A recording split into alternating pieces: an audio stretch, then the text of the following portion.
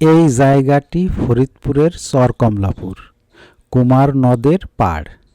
কুমার নদ পদ্মা নদী থেকে উৎপন্ন হয়ে ফরিদপুর শহরের মাঝখান দিয়ে বয়ে গেছে। আমি যেখানে আছি এটা মূল শহর থেকে কিছুটা দূরে। নদের পাশে বসবাসরত লোকজন এখানে গোসল করেন, কাপড় চোপড় পরিষ্কার করেন। সরকারিভাবে বিভিন্ন স্থানে নদে নামার জন্য ঘাট তৈরি করা আছে। আবার ব্যক্তিগতভাবে বাঁশ দিয়ে অনেকে ঘাট তৈরি করে ব্যবহার করেন। আমরা যেভাবে নদ নদীর পানি দূষিত করছি তাতে আর বেশি দিন ব্যবহার করা যাবে না।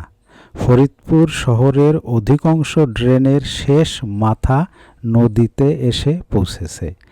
প্রায়ই এখানে মুরগি, কুকুর, বিড়াল, তোড়া সাপ ইত্যাদি মরা দেখা যায়। আমি এটাই আপনাদের দেখাতে চাচ্ছি। মৃত পশু আমাদের উচিত মাটিতে পুঁতে রাখা।